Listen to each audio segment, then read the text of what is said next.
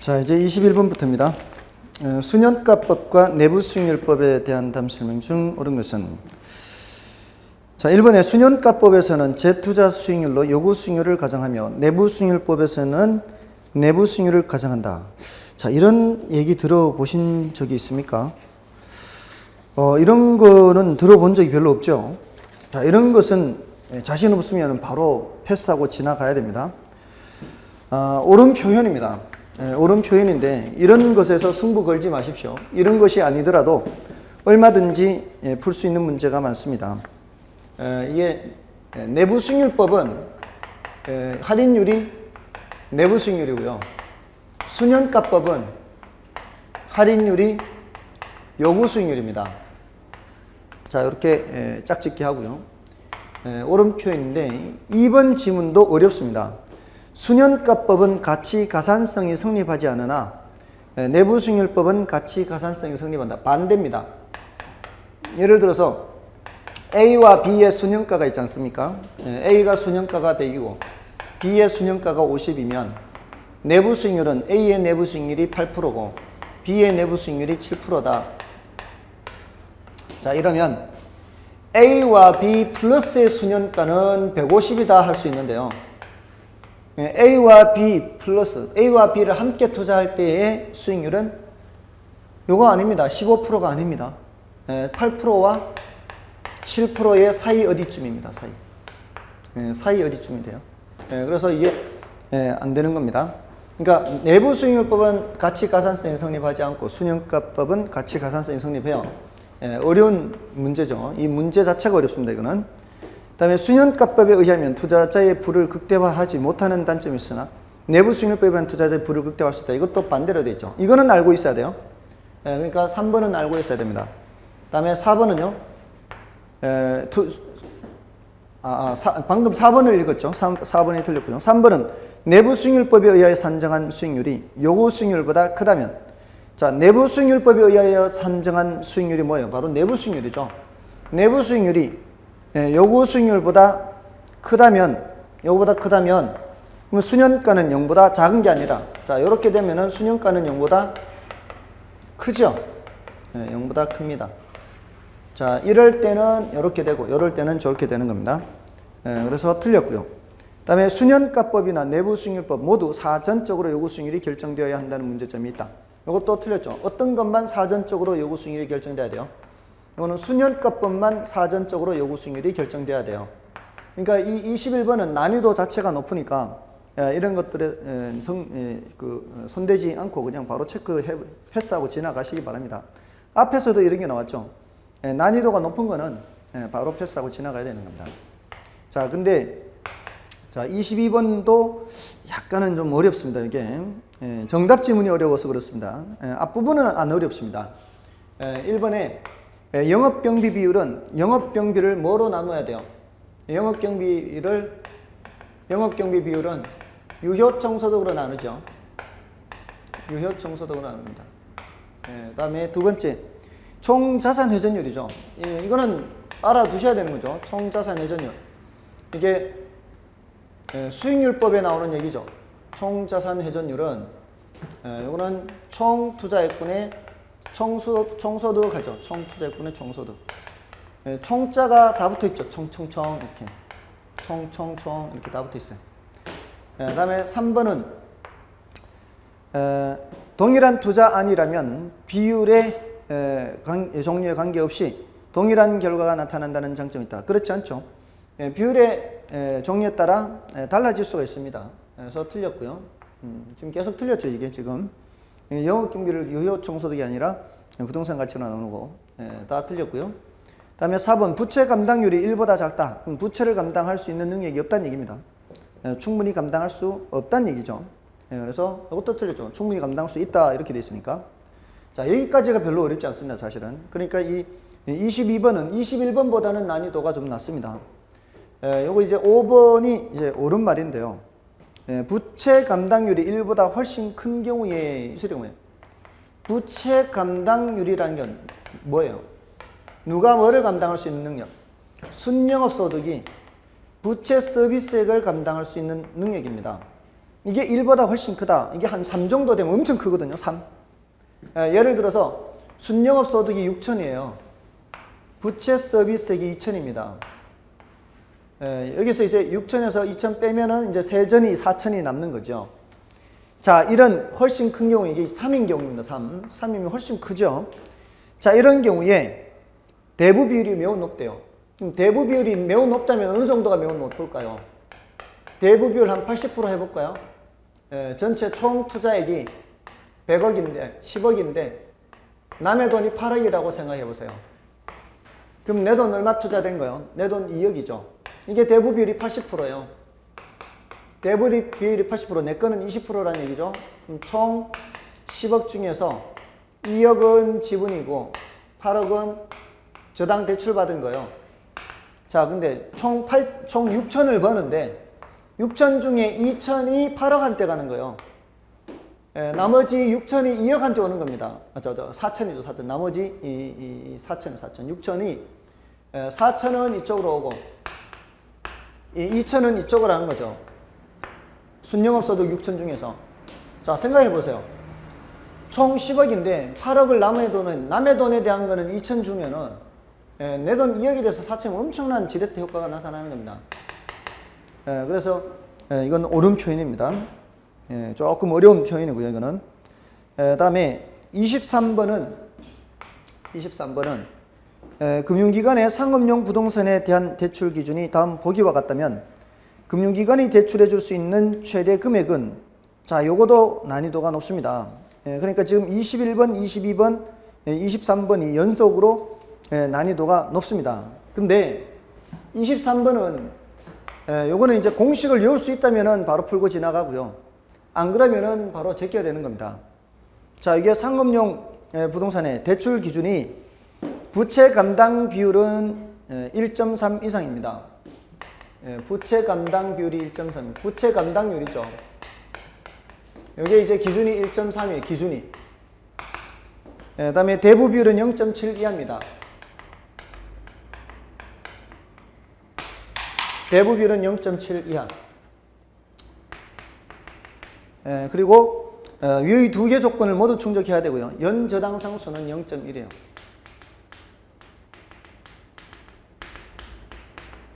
자, 여기서 상업용 부동산의 현황이 평가 가격, 부동산 가격은 15억이고요. 부동산 가격은 15억. 그 다음에 순영업 소득이 1.17억 원입니다. 순영업 소득이 1.17억이요. 자, 요거 보고 이제 대출 받을 수 있는 걸 생각하라는 얘기입니다. 자, 그럼 여기서 자료가 준 것이 대부 비율하고 짝짓기 하는 건 뭐예요? 대부 비율하고 짝짓기 하는 거는 부동산 가격입니다. 이렇게 짝짓기 하고요. 나머지 자료는 이렇게 짝짓기예요. 요놈은 서로 이렇게 짝짓기 하는 거예요.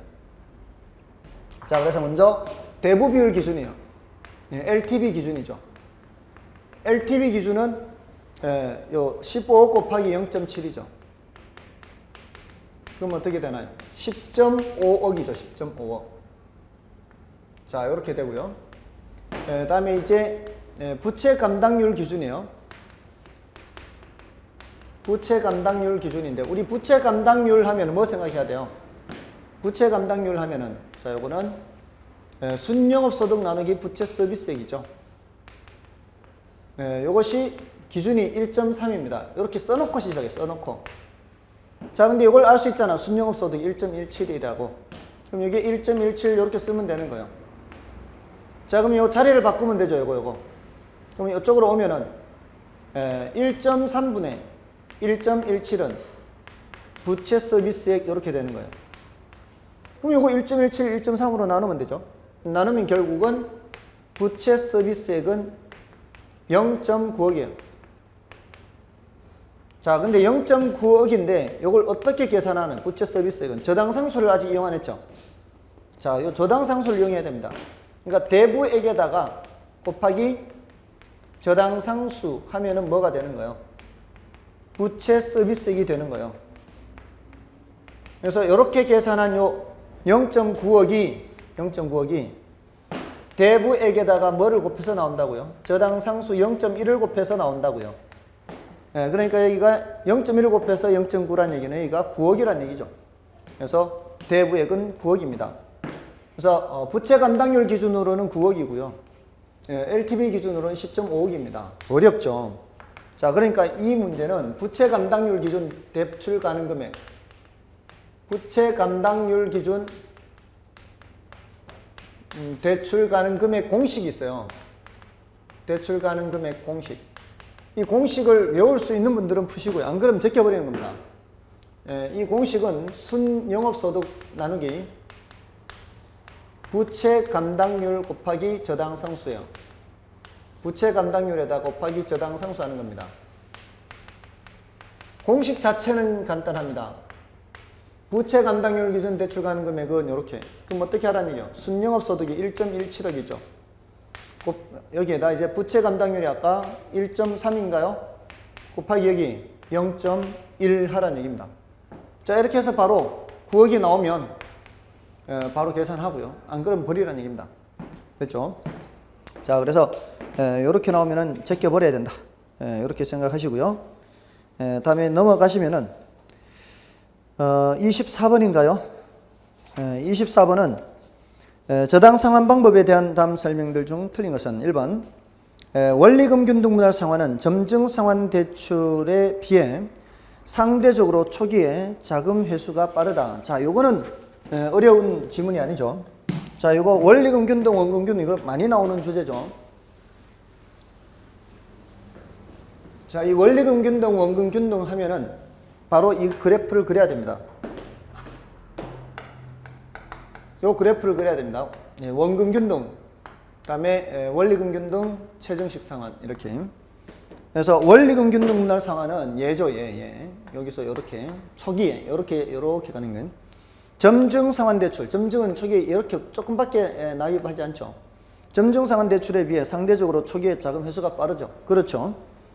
더 많이 받는 만큼 자금 회수가 빠른 방법입니다. 다음에 이번에 점증 상환 대출은 미래 소득이 보장되는 젊은 부부에게 상대적으로 유리하다. 그렇죠. 이거는 지금 소득은 별로 없지만 앞으로 소득이 보장되는 젊은 부부에게 좋고요. 다음에 원리금 균등 분할 예죠, 얘. 이거는 대출 기간 내내 동일한 금액으로 원금을 상환한다. 이게 틀렸네요. 얘는 원리금 지불액이 일정하지 원금을 동일한 금액으로 상환하는 것은 아니죠. 3번은 원금 균등 상환에 대한 내용입니다. 3번이 틀렸고요.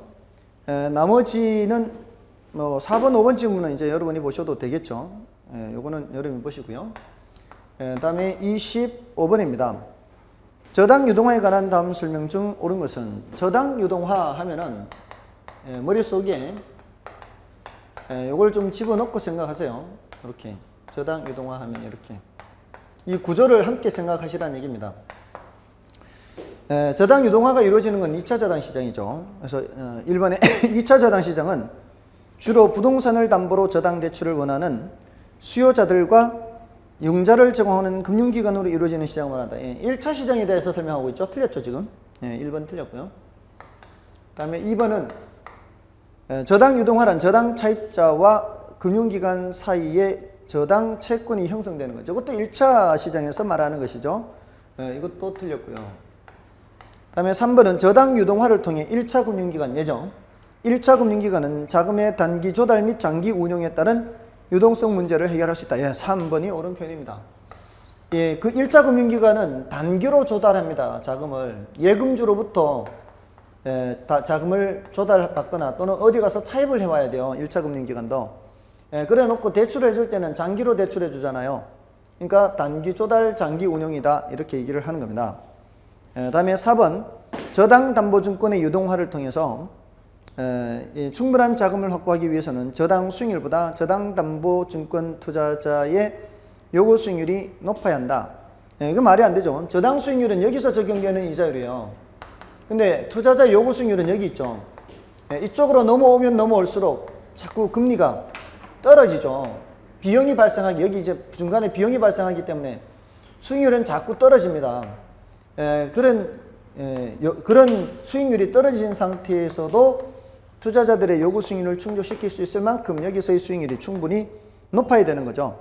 그래서 말이 안 되고요. 그 다음에 MBS 투자자들, 얘네들이죠. 투자자들은 2차 저당 시장과는 직접적인 관계 없다. 2차 저당은 직접 관계가 있죠. 참여자니까. 그래서 5번 틀렸고요. 3번이 정답이 되는 겁니다. 다음에 26번은 지금 주택금융에 관한 설명을 찬수하자. MBB 뭐 이런 게 나오는데 그 1번에 MBB가 나오고 있죠. MBB는 발행자가 모든 권리와 위험을 갖죠. 그래서 발행자는 대출금의 조기 상환에 따른 위험을 부담합니다. 권리를 갖는 만큼 위험도 부담하고요. 다음에 2번의 경우는 다른 조건이 동일할 때 변동금리 주택담보대출의 조정 주기가 짧을수록 조정 주기가 짧으면 짧을수록 금리 변동 위험을 차입자에게 더 많이 떠넘기는 거죠. 그러니까 2번도 맞고요. 다음에 3번은 금리 상한 변동금리 주택담보대출이에요. 이 변동금리를 이런 거지 않습니까? 이런 건데 금리 상한을 설정해 놓으면 누가 유리합니까? 이러면 차입자의 채무 불이행 위험이 적어지죠. 그래서 옳은 표현이고요. 4번의 한국주택금융공사는 장기 모기지론에 소요되는 자금을 주로 주택저당채권 담보부 채권과 주택저당증권 발행을 통해서 조달하고 있다. 그렇죠. 저당 유동화를 통해서 한국주택금융공사가 이렇게 자금을 조달하고 있습니다. 5번이 틀렸네요. 다계층 저당증권 CMO죠. CMO는 만기가 여러 개인 트렌치로 이루어져 있죠. 보통 4개에서 5개인 트렌치로 이루어져 있는데 이게 이제 만기가 다르죠. 만기가 짧은 데서부터 만기가 긴 것까지. 자, 이러면은 만기가 짧은 게 우선권이 있죠. 얘가 먼저 원리금을 상환을 받고요. 그동안에 얘네들은 이자만 받다가 나중에 얘는 이제 먹고 떨어지면 그 다음 떨어지고 그 다음 순차적으로 원금이 상환되죠. 그러니까 만기가 짧은 사람이 우선권이 있는 거죠. 선순위 증권이에요. 그래서 선순위 증권의 신용 등급이 후순위 증권의 신용 등급보다 낮은 게 아니고 높습니다. 여러분들 그 저당 설정할 때도 제1저당, 제2저당 하지 않습니까? 제1저당이 2저당보다 우선권이 있지 않습니까? 이 증권에도 바로 선순위 증권, 후순위 증권 이렇게 설정을 하는 겁니다. 다음은 27번이고요. 27번은 정부가 부동산 투자회사 제도를 도입한 정책 목표에 관한 것으로 짝지은 것은 부동산 투자회사 제도를 도입한 정책 목표예요. 이거는 이제 소액 투자자들의 부동산 투자 기회를 확대한다. 이거 가능한 얘기죠. 이거 가능한 얘기입니다. 이거는 이제 부동산 투자회사 제도는 이제 주식을 발행해서 자금을 모집하는 거지 않습니까? 그래서 소액 투자자들도 참여할 수가 있고요. 다음에 니은의 기업 구조조정 부동산 투자 회사를 통한 구조조정 지원이다. 이것도 가능하죠. 우리나라는 사실 이 니은 때문에 도입된 겁니다. 사실은 우리나라는 니은이 가장 큰 이유였어요. 자, 그러면 기업 니은이 들어가야 되죠. 기업 니은이 들어가는 것은 1번, 2번에 있네요. 그러니까 1번, 2번 중에 답이 있다는 얘기죠. 벌써 1번, 2번이 들어간다는 얘기는. 근데 주택저당채권에 유동하는 부동산 투자회사 제도를 도입한 것하고는 거리가 있죠. 주택저당채권 유동화는 바로 한국주택금융공사를 도입한 거죠. 한국주택금융공사법을 도입한 것이 바로 주택저당채권에 유동합니다. 또는 자산 유동화에 관한 법률이죠. 그래서 디귿은 들어가면 안 돼요. 그러니까 디귿이 들어가면 안 된다는 얘기는 2번이 정답이라는 얘기입니다. 디귿이 아니라는 얘기는 리을이 옳다는 얘기죠. 부동산과 관련된 증권 발행을 통하여 부동산의 유동성을 제고한다. 그래서 요거 리을이 들어가는 겁니다. 다음에 미음의 저소득층의 자가주택 마련 기회가 증가한다. 이것도 부동산 투자회사 제도와는 거리가 조금 있습니다. 그래서 27번은 정답이 2번이 되겠고요. 다음에 28번은 부동산 관리는 법적 관리, 경제적 관리, 기술적 관리로 나눌 수 있다. 다음에 부동산 관리 업무 중 기술적 관리에 속하는 것은, 자, 이 기술적 관리에 속하는 것은 하고 있는데 1번의 인력 관리하고요, 5번의 수지 관리는 경제적 관리입니다. 이거 조심해야 돼요. 인력 관리, 수지 관리는 경제적 관리고요. 다음에 2번, 3번은 법적 관리입니다. 이걸 이제 알아두셔야 되죠. 자, 2번에 토지 도난 방지 대책 있죠. 자, 요걸 조심하시고요. 보통은 도난 방지 대책이 뭐예요? 이게 없으면 도난 방지 대책은 뭐 방범 대책이잖아요. 이러면은 기술적 관리인데 토지 도난 방지 대책 하면은 법적 관리로 들어간다는 거, 요걸 조심하셔야 돼요. 결국 남는 거는 유지 관리밖에 없지 않습니까? 유지는 그냥 그 현상 유지잖아요. 그러니까 이런 거는 기술적 관리에 해당하는 거예요. 유지 관리는. 그러니까 유지 관리 하면은 이제 이런 설명을 들을 때만 체크해 두십시오. 따로 공부하기보다는. 이게 이제 예방적 유지 관리가 있고요. 그다음에 정기적 유지 관리가 있고요. 그다음에 대응적 유지 관리가 있습니다. 예방적 유지 관리는 사전적 유지고요. 정기적 유지는 일상적 유지 뭐 이렇게 할 수 있고요. 대응적 유지는 사후적 유지 이렇게 할 수 있어요. 이게 가장 중요하겠죠. 예방적 유지가 가장 중요합니다. 자, 이렇게 해서 이런 정도로 점검을 하시면 되겠고요. 다음에 29번인가요? 부동산 개발 단계 중 마케팅에 관한 설명으로 틀린 것은 1번 부동산 개발의 성공 여부는 개발 사업의 시장성에 달려 있다고 볼 수 있다. 자, 이건 뭐 이런 표현은 꼭 부동산 개발 사업뿐만이 아니죠. 뭐 우리가 어떤 뭐 스마트폰이나 아니면 어떤 뭐 의류라든가 어떤 제품을 만들든지 그 제품의 성공 여부는 시장성에 다 달려 있는 거죠. 그래서 1번 옳은 표현이고요. 다음에 2번 일반적으로 개발될 공간의 임대 활동은 개발 사업 마지막 단계에서부터 이루어지는 것이 바람직하다. 말도 안 되죠. 2번 같은 경우는 말도 안 돼요. 여러분들 왜 건물 임대한다면은 벌써 울타리 쳐놓고요. 건물 올라가면서 벌써 분양한다 이런 얘기 나옵니다. 초기 단계에서부터 이루어지는 것이 바람직하죠. 2번 말도 안 되고요. 다음에 3번 같은 얘기가 나오지 않습니까? 자, 그러니까 29번 같은 건 쉽잖아요. 앞에 어려운 지문도 있었지 않습니까? 어려운 문제도 있어요. 어려운 문제 있지만 그런 거는 다 버리고 뒤에 가면 이런 쉬운 문제들이 나옵니다.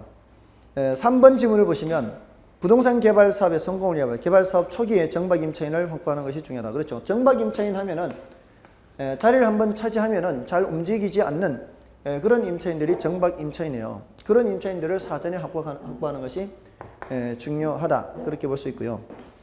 다음에 4번에 매장용 부동산의 경우 적절한 임차인 혼합이 중요하다. 그렇죠. 매장용이니까 뭐 이런 것도 팔고 저런 것도 팔고 이렇게 적절하게 혼합이 되어 있어야 된다는 얘기고요. 다음에 부동산의 종류에 따라 마케팅 활동의 유형이 서로 다르다. 그렇죠. 뭐 주거용이냐 상업용이냐 공업용에 따라서 충분히 서로 다를 수가 있죠. 정답은 2번이고요. 다음에 30번은 민간의 토지 개발 방식 중 지주공동사업에 대한 설명이다. 틀린 것은 지주공동사업이라는 얘기는 토지 소유자하고 개발업자하고 함께 사업하는 것이죠. 1번의 지주공동사업이란 토지 소유자와 개발업자 공동의 사업으로서 사업 후의 이익을 현금으로 공동 배분하거나 건물의 일부로 대물로 변제하는 사업 형태를 말하고요. 지주공동사업의 가장 큰 특징은 토지 소유자는 토지를 제공하고 개발업자는 개발의 노하우를 제공하여 개발 사업의 위험을 서로 분산하는 데 있다. 그렇다고 볼 수 있죠. 이게 이제 같이 사업을 하는 거니까 그렇게 나누는 거라고 볼 수 있고요. 그러니까 1번과 2번은 모두 옳은 표현이라 볼 수 있고요. 다음에 3번은 공사비 대물 변제형은 토지 소유자는 토지를, 개발업자는 건축 자금을 대는 형태이며 공사 완공 후 토지 소유자는 개발업자의 공사비를 대물로 변제하고 개발업자는 대물 부분을 분양하거나 임대 또는 자기 사용하는 방식이다. 그렇죠. 말 그대로 대물 변제이지 않습니까? 이 대물 변제. 공사비에 해당하는 만큼을 뭘로 주겠다는 얘기입니까? 물건으로 주겠다는 얘기입니다. 돈이 없으니까, 이제 토지 소유자가 돈이 없으니까 그런 거죠. 돈이 없으니까 개발된 완공된 물건의 일부로 주겠다 이 소리고요. 다음에 4번은 분양금 정산형이죠. 분양금으로 공사비를 정산한다 이런 얘기고요. 이거는 토지 소유자가 개발업자에게 사업 시행을 의뢰하는 형태이며 개발업자는 시행을 대행하는 것에 대해 수수료를 취하는 형태이다. 자, 이게 이제 말이 좀 안 맞네요. 그 분양금 공사비전에 요거하고 차이점이죠. 요거는 이제 물건으로 주는 거잖아요. 근데 분양금으로 정산하겠다. 이 소리는 뭐예요? 분양했을 때 들어오는 그 분양금이 있지 않습니까? 그걸로 공사비를 주겠다는 얘기 아니에요. 근데 지금 토지 소유자가 개발업자에게 사업 시행을 의뢰하는 형태는, 그리고 개발업자는 시행을 하는 것에 대해 수수료를 취하는 형태는 사업위탁형입니다. 지금 표현이 사업위탁형에 대한 거예요. 이 사업위탁형은 특징이 토지 소유자가 토지와 자금을 다 대줍니다. 개발업자는 뭐만 제공하는 거예요? 개발업자는 노하우만 제공하는 겁니다. 그래서 이제 공유하는 거예요. 그래서 지금 사업위탁형은 이 노하우를 제공하는 것에 대한 수수료만 가져가고요. 토지하고 자금을 모두 다 대주기 때문에 사업위탁형은 토지 소유자 명의로 사업이 진행돼요. 토지 소유자 명의로 사업이 진행됩니다. 그래서 4번이 틀렸습니다. 다음에 5번은 투자자 모집형은 사업 시행자가 부족 자금에 대해 투자자를 모집하는 방식이다. 자, 이게 그 신디케이트 있죠. 금융론의 신디케이트가 이게 투자자 모집형이에요.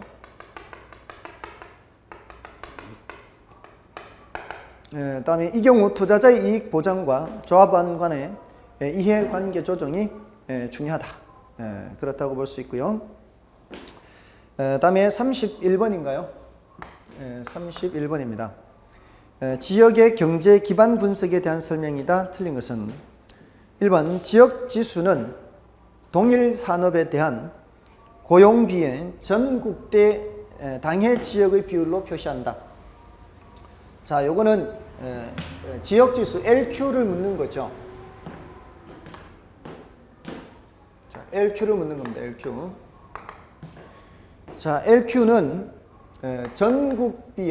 전국의 특정 산업의 고용 비분의 지역의 특정 산업 고용비, 이렇게 얘기를 합니다. 그래서 옳은 표현이고요. 다음에 2번에 경제 기반 승수라는 게 나왔죠. 이 경제 기반 승수는 중요도가 낮습니다. 경제 기반 승수는 중요도가 낮은데, 자, 이렇게 생각하시면 돼요. 자, 여기가 이제 기반 비율 분의 1입니다. 경제 기반 승수는 기반 산업 비율을 말해요. 기반 산업 비율. 이 기반 산업 비율은 어떻게 계산하죠? 기반 산업 비율은 LQ 보고 아는 겁니다. LQ. 그래서 이제 LQ를 공부하는 거예요. LQ가 1보다 큰 산업이 바로 기반 산업이에요. 그래서 어떤 지역에 LQ가 1보다 큰 산업이 뭔지 작은지, 뭔지 그걸 보는 거예요. 큰지 작은지. 그래서 LQ가 1보다 큰 산업이 기반 산업이고요. 그 산업의 비율을 경제 기반 승수라고 합니다. 만약에 그 기반 산업 비율이 0.2다, 20%다. 그러면 경제 기반 승수가 5가 되는 거죠. 이 경제 기반 승수 5의 의미는 뭔가? 자, 이런 문제는 이런 거 설명 들을 때만 한 번 정도 봐두시면 되고요. 따로 공부를 하실 필요는 없습니다. 중요도가 낮은 내용이니까. 요거는 기반 산업의 일자리가 100개가 증가하지 않습니까? 기반 산업이 100개가 증가하면은 그 지역입니다. 그 지역의 일자리가 100 곱하기 5개 증가한다는 겁니다. 이게 이제 500개 증가한다는 얘기죠. 여러분들 이제 일자리 창출 효과 이런 얘기 많이 들어보시죠. 그 일자리 창출 효과가 바로 이런 겁니다. 어떤데 이제 활성화를 시키면은 그쪽에만 일자리가 늘어나는 게 아니라 파급 효과 때문에 여러 개의 일자리가 늘어난다는 얘기예요. 그래서 뭐 예를 들어 어떤 지역에 무슨 공사를 유치를 한다, 공기업을 유치를 한다. 그럼 그 공기업의 일자리만 늘어나는 게 아니라 그 파급 효과 때문에 다른 일자리로 늘어난다 이 소리예요. 자, 그럼 일자리가 이렇게 500개 늘어나면은 이 사람들이 딸린 식구들이 있을 거 아니에요. 딸린 식구들이 2명씩 있다 또는 3명씩 있다 그러면 3명 있으면 이제 모두 그 본인 포함해서 세 식구가 늘어난다 그러면 그 지역에 인구는 1,500명 늘어난다는 얘기죠. 인구는 1,500명 늘어나고 다음에 주택이 얼마나 필요할지, 학교가 얼마나 필요할지 이런 거를 예측을 할 수 있죠. 이런 예측을 하는 이런 분석을 경제 기반 분석이라고 합니다. 그런 경제 기반 분석의 출발점이 바로 LQ라는 겁니다. 출발점이. 그래서 자, 이 LQ 분석이 그래서 필요한 거고요. 근데 이제 그 2번 지문은 경제 기반 순수를 통해 기반 산업 수출 부문, 기반 산업 수출 부문의 고용 인구 변화가 지역의 총 인구에 미치는 영향을 기반 산업 수출 고용 인구 변화가 지역의 전체 고용 인구에 영향을 미치는 걸 알 수 있죠. 기반 산업의 일자리가 전체 일자리에 미치는 영향을 알 수 있고, 또 이게 3번으로 연결되는 거죠. 여기 이제 2번 지문이고요. 3번 지문은 그 전체 인구 증가, 총 인구에 미치는 영향을 예측할 수 있죠. 근데 예측할 수 없다라고 돼 있죠. 그래서 3번이 틀린 겁니다. 다음에 지역 지수가 1보다 작으면 그 산업에 대해 지역이 의존하는 정도가 작으며, 지역 지수가 1보다 크면 그 산업의 소득에 의존하는 정도가 크다고 본다. 이건 뭐 당연한 얘기고요. 다음에 5번은 지역 지수는 그 산업의 상대적인 특화 정도를 나타낸다. 그렇습니다. 이게 상대적인 특화도를 나타내는 것이지 절대적인 것을 나타내는 것은 아니다. 이렇게 얘기할 수 있습니다. 자, 이렇게 해서 봤고요. 다음에 이제 32번인가요? 32번. 부동산의 입지는 그 부동산을 활용하는 데 지대한 영향을 미친다. 다음 중 옳은 것은 1번 입지 경쟁이 발생하면 토지 이용이 집약화되어 단위 면적당 노동과 자본 투입 비율이 하락한다. 입지 경쟁이 발생한대요. 입지 경쟁이 발생하면 그 자리를 서로 차지하려고 하는 거죠. 자, 근데 자리는 한정돼 있잖아요. 그럼 어떻게 되겠어요? 같은 자리를 위로 올려서 이용해야 되겠죠. 입지 경쟁이 치열하면은 집약도가 올라가게 되는 겁니다. 그러면은 단위 면적당 노동과 자본 투입 비율이 하락하는 게 아니라 높아지는 거죠. 1번 틀렸습니다. 다음에 2번 주거 입지는 쾌적성과 편의성이 중요하므로 주거비나 교통비는 고려 대상이 아닌데 이거 말도 안 되죠. 다음에 3번 농업 입지의 경우 비옥도가 중요하므로 위치는 고려, 이것도 말도 안 되고요. 당연히 위치도 중요하죠. 다음에 4번 토지 이외의 생산 요소가 동일할 때 입지 우위로 얻는 초과 수익을 입지 잉여란다. 자, 이게 옳은 표현이에요. 이게 이제 입지 잉여에 대한 옳은 표현이죠. 입지 잉여. 위치가 좋아서 남는 이익 이런 소리잖아요. 그래서 다른 토지 이외의 생산 요소가 동일할 때 입지 우위로 얻는 이익. 이게 맞고요. 그다음에 5번은 공업 입지 선정은 생산과 판매에 있어서 비용이 중요하며 정치나 국방, 개인 선호 등의 비경제 인자는 고려하지 않는다. 이거 말도 안 되죠. 당연히 다른 인자도 고려합니다. 그러니까 32번 같은 거는 따로 공부를 하지 않아도요. 대신 요 단어만 좀 알면은 풀 수 있는 그런 내용이죠. 정답 4번이었고요. 다음에 33번입니다. 33번은 이거 레일리의 법칙을 묻고 있네요. 이거는 중요하죠. 이거 아무리 외국인 이름 나오는 거 많은 분들이 싫어한다 해도요. 레일리 이론은 좀 알아두셔야 돼요. 레일리의 소매 인력 법칙 하잖아요. 소매 인력 법칙. 요거는 이제 상거래 흡인력이죠. 상거래 흡인력은 거리의 제곱에는 반비례하고 크기, 여기 이제 인구죠. 인구에는 비례한다. 이렇게 얘기를 합니다. 이게 말이에요. 이게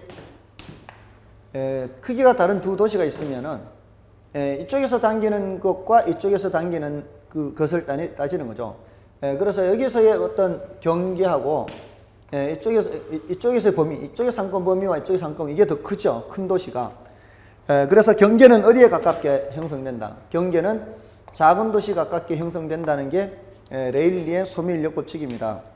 이 이론은 이 두 도시 사이에 장애 요인이 없는 걸 전제로 합니다. 그러니까 산이 있거나 또는 강이 있거나 비포장 도로거나 이런 거 따지지 않아요. 그냥 똑같은 조건이라고 따지는 겁니다. 근데 이제 이 이론이 발전해서 허프한테 가면은 이제 허프는 마찰계수라는 걸 쓰죠. 마찰계수라는 거는 장애 요인을 고려하는 거예요. 비포장이라든가 뭐 이런 거. 마찰계수라는 말 대신에 시간거리라는 말을 쓸 수 있어요. 이게 이제 발전한 거죠. 허프에 가서. 예, 그리고 이 허프에 가서 발전하는 것이 레일리는 이 두 도시를 위에서 내려다보죠. 두 도시를 위에서 내려다보는 건 이제 거시적인 관점이에요. 예, 근데 허프는 미시적인 관점에서 본 거죠. 사람들을 본 거죠. 이 어떤 사람이 구매 행위를 할 때 이쪽으로 갈 건가 저쪽으로 갈 건가 사람을 봤지만 레일리는 이 두 도시가 사람들을 끌어당기는 걸 봤단 말이에요. 그게 좀 이론이 좀 차이가 있는 거죠. 그래서 1번이 바로 옳은 표현인데 레일리의 법칙에 의하면 두 중심지 사이에 위치하는 소비자에 대하여 두 중심지가 미치는 거예요. 얘네들이 미치는 거예요. 거시적인 분석을 해서 그 영향력의 크기는 두 중심의 크기에 비례하여 배분된다. 그죠? 크기에는 비례합니다. 크기. 이 힘이라는 게 크기에는 비례하고 거리의 제곱에는 반비례하고 이렇게. 그래서 1번이 옳은 표현이고요.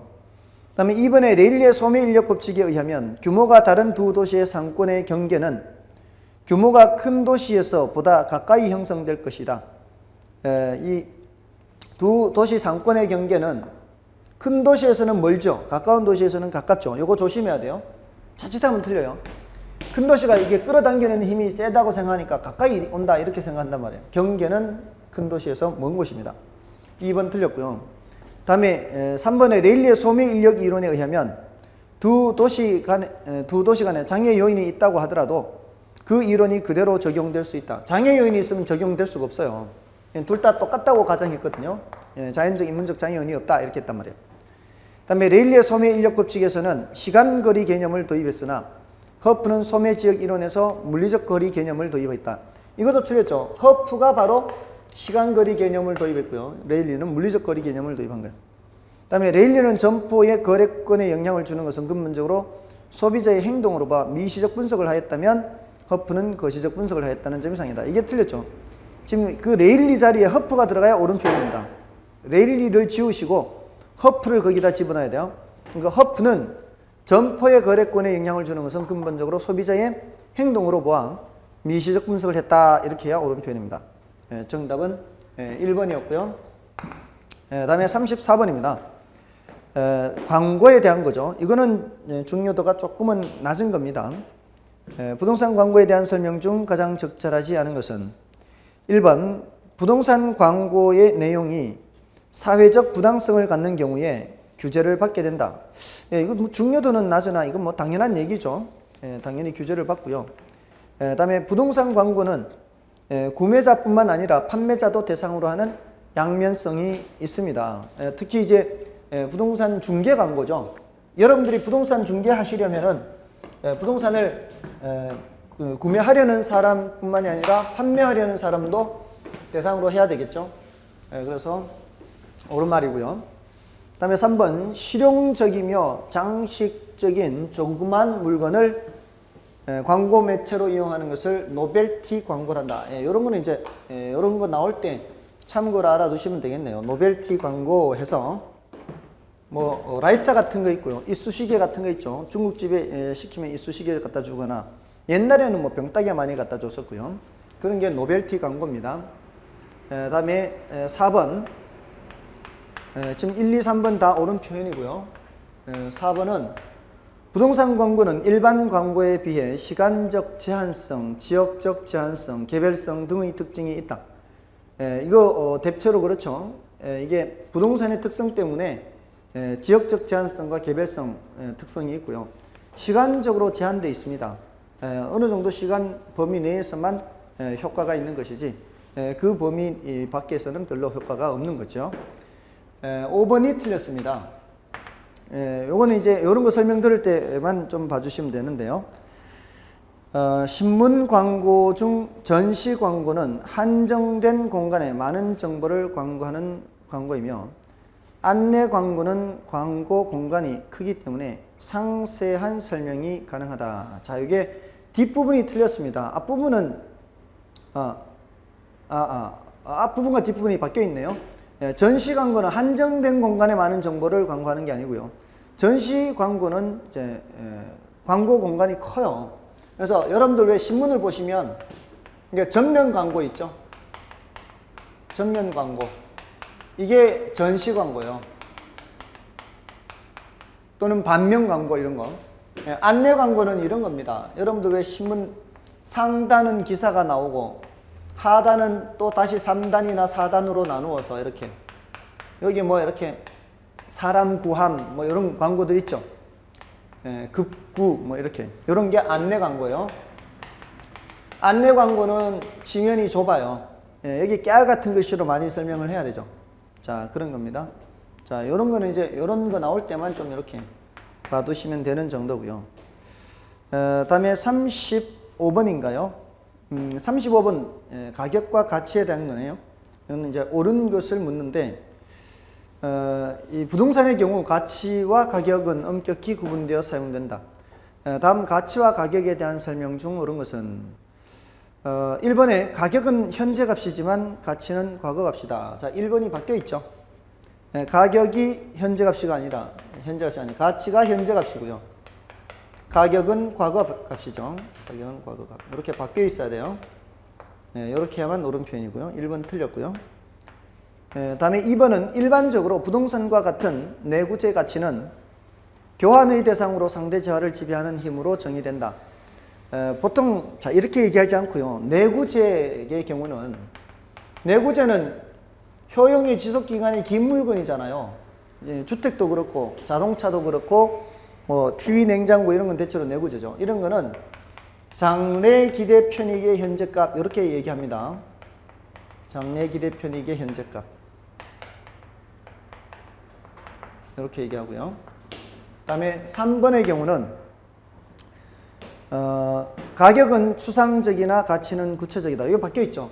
가격이 구체적이고요. 가치는 추상적이죠. 이렇게 바뀌어 있고요.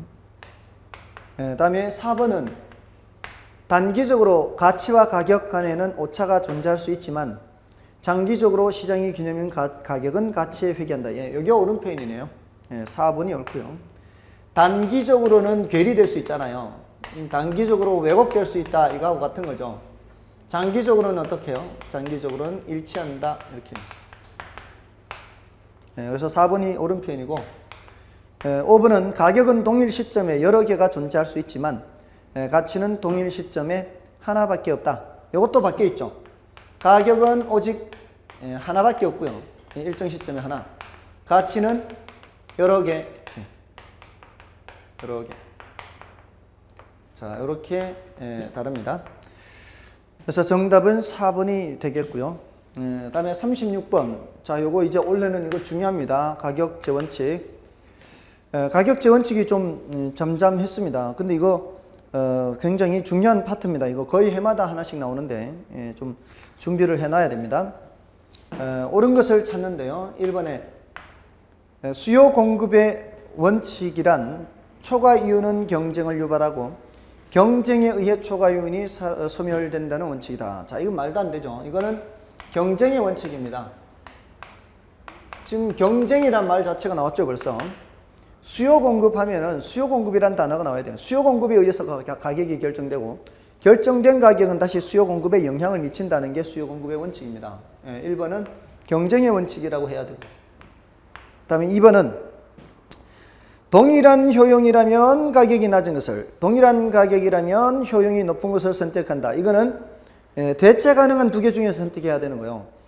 대체 가능한 두 개 중에 동일한 효용이라면 가격이 낮은 것을, 동일한 가격이라면 효용이 높은 것을 선택하는 이 대체 원칙이죠.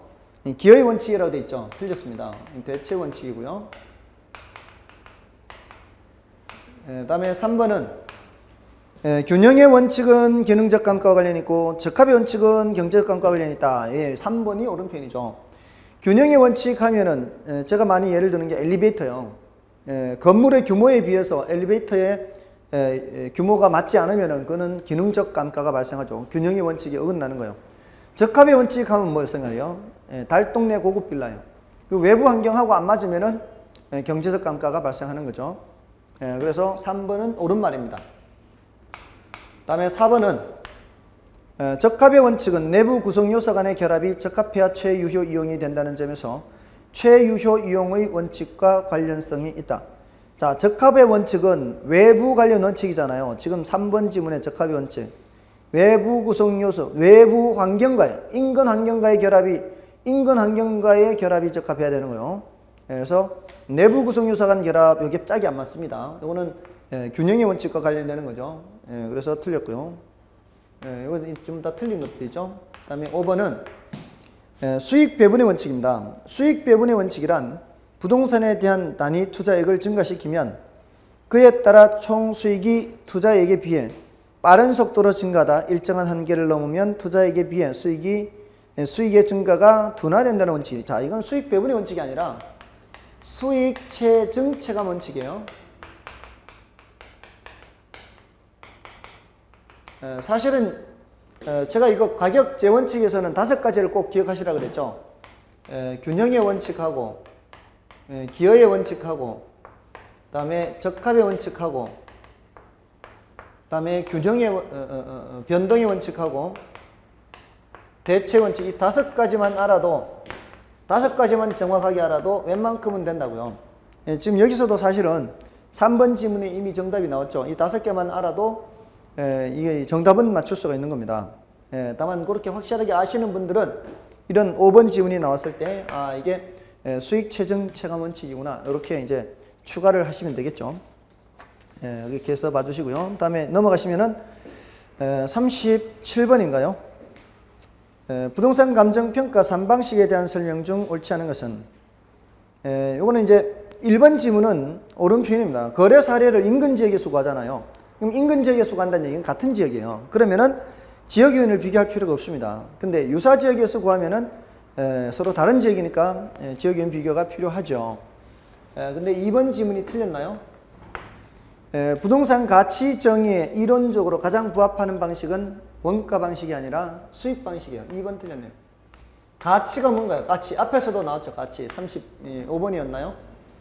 이 가치는, 이 가치 개념은 장래 기대되는 편익의 현재값이죠. 이 부동산과 같은 내구재의 경우에는 장래 기대되는 편익의 현재값, 이런 표현이기 때문에 앞으로 예상되는, 장래 예상되는 편익을 봐야 돼요. 장래 예상되는 편익. 자, 근데 수익 방식은 바로 뭐예요? 수익 방식은 이 수익이 언제 수익이에요? 이 수익이 장래 예상되는 수익입니다.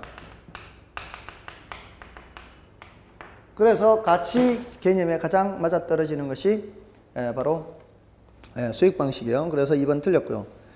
다음에 3번의 재조달 원가는 기준 시점 현재 건물을 신규로 취득하는 경우 소요되는 적정 원가 총액을 말한다. 그렇죠? 기준 시점, 이게 키포인트예요. 기준 시점 현재, 이런 말이 나와요. 기준 시점. 이게 재조달 원가입니다.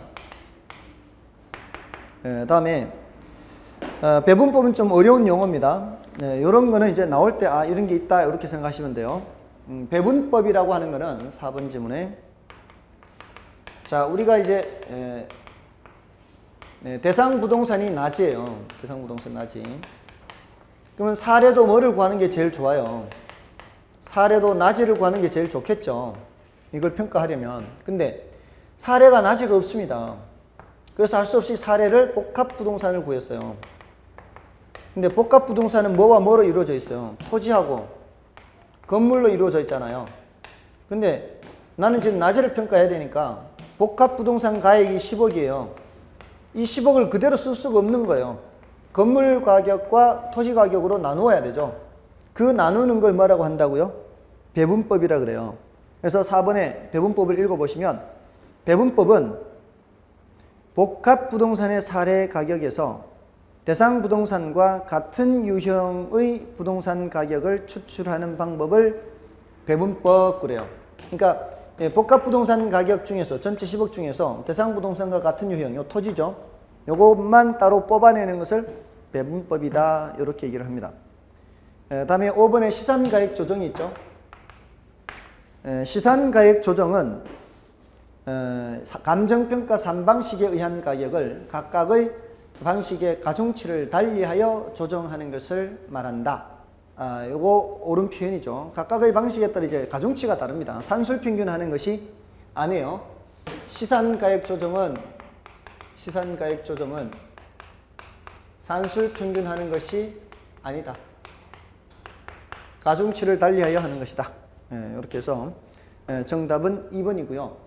다음에 38번. 이런 거는 알면은 몇 초 만에 바로 풀고 지나가는 거고요. 모르면은 1시간을 들여다봐도 모르죠.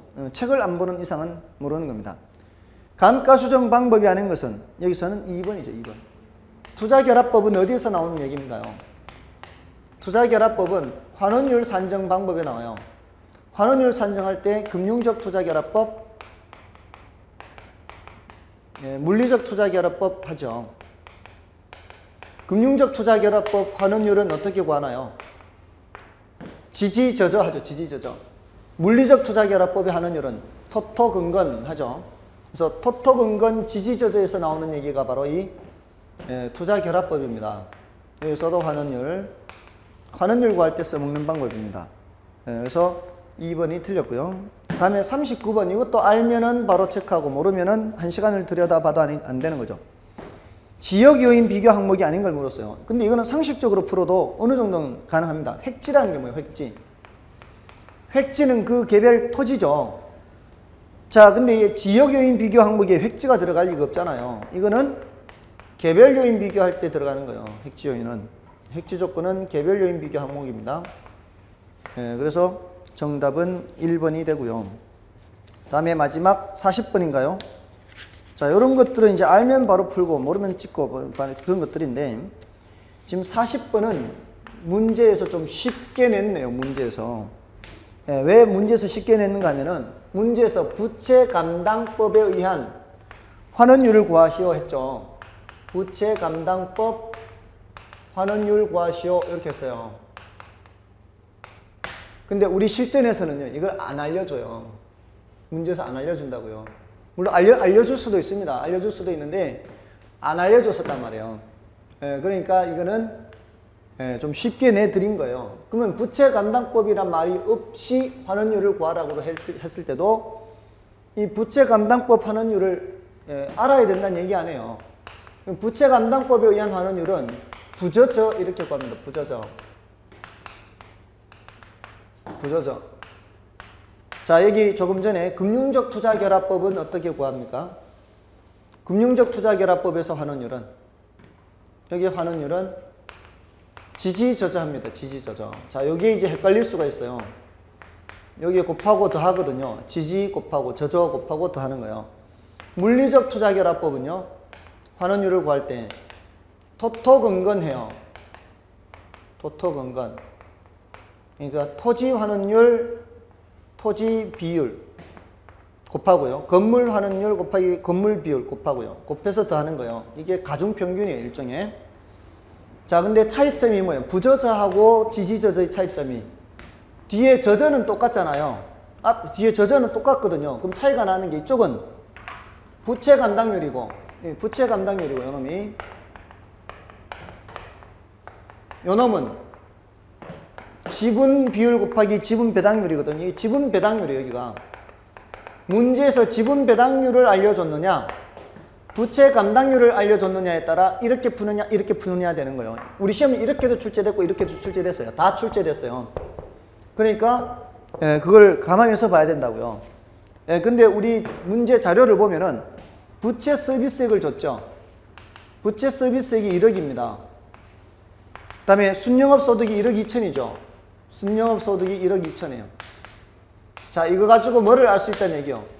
부채 감당률을 알 수 있다는 얘기요. 부채 감당률은 순영업 소득이 부채 서비스를 감당하는 거라 그랬지 않았습니까? 이걸 숱하게 했다면 그래서 자꾸 나오는 거예요. 이게 감정평가론에서도 나오고 투자론에서도 나오고 이 부채 감당률, 지분 배당률, 그 다음에 종합환원율 이거는 늘 알고 있어야 돼요. 자, 그러니까 부채 감당률 구할 수가 있고요. 또 저당 비율, 저당 상수 다 주어져 있습니다. 저당 비율이 융자 비율이란 말이에요. 이게 60%로 나와져 있다고요. 문제에서. 저당 비율, 융자 비율 여기 60% 0.6이고 그 다음에 저당 상수 0.08, 8%라고 나와 있죠. 다 제시가 되어 있습니다. 그럼 결국 부채 감당률만 알면 되는데 부채 서비스 1억이고 순영업소득이 1억 2천이니까 부채 감당률은 1.2란 말이에요. 1억 분의 1억 2천이니까 이렇게 해서 계산하라는 얘기예요. 1.2 곱하기 0.6 곱하기 0.08 하란 얘기입니다. 됐나요? 1.2, 0.6, 0.08. 그럼 요거 곱하면은 0.7이고요. 0.72 곱하기 0.08.